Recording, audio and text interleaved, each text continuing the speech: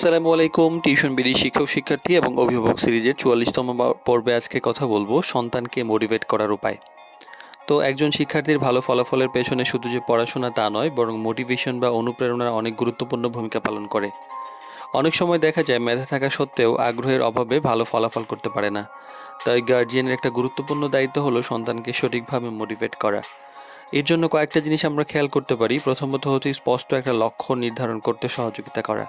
শিক্ষার্থী যদি জানে সে কেন পড়ছে, তাহলে তার আগ্রহটা বাড়ে। গাইডেন হিসেবে ছোট ছোট লক্ষ্য নির্ধারণ করে দিন, ভবিষ্যৎ নিয়ে ইতিবাচক আলোচনা করুন। লক্ষ্য থাকলে পড়াশোনায় দিক তৈরি হয়। আর ছোট সাফল্যগুলোকে গুরুত্ব দিন। অনেক সময় হয় কি যে ছোট ছোট কিছু ব্যাপার ঘটে, যেমন আগের চেয়ে ভালো নাম্বার অর্জন করা, নিয়মিত পড়ার অভ্যাস করা, এতে আত্মবিশ্বাস বাড়ে যদি পুরস্কৃত করেন। আর আর ভালো করে আগ্রহ তৈরি হয় আর পরবর্তীতে এই ধরনের কাজ করার জন্য। তুলনা নয়, উৎসাহ দিন। অনেক সময় হয় কি যে অন্যের সাথে তুলনা করে ডিমোটিভেটেড করে ফেলা হয়। এটা মোটিভেশন বাড়ায় না, বরং কমিয়ে দেয়। তো ওর মতো হও বলার পরবর্তীতে তুমি আরও ভালো করে করতে পারবে, এটা বেশি বলা কার্যকর।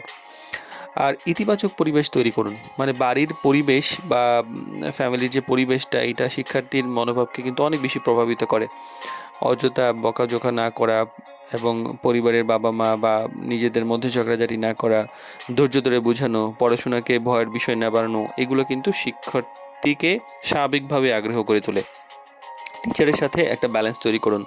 টিচার এবং গার্জিয়ানের সাথে একটা মানে একসাথে মিলে কাজ করলে মোটিভেশনটা আরও বাড়ে। টিচারের ফিডব্যাক নিন, কীভাবে উৎসাহ দেওয়া যায় সেটা নিয়ে টিচারের সঙ্গে আলোচনা করুন।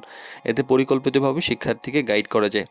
আর নিজের যে আচরণ সেটা থেকে উদাহরণ দিন। অনেক সময় হয় কি যে এই মানে শিক্ষার্থীরা দেখে শুনে শিখে। তাই গার্ডিয়ান যদি নিয়মিততা বজায় রাখেন, ইতিবাচক মনোভাব রাখেন, তাহলে শিক্ষার্থীও সে অভ্যাস গড়ে তোলেন।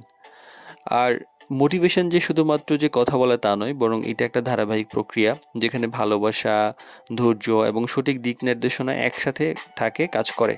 তাই সঠিকভাবে মোটিভেশন করতে পারলে পড়াশোনায় আগ্রহ বাড়ে, আত্মবিশ্বাস তৈরি হয়, ফলাফলও উন্নত হয়।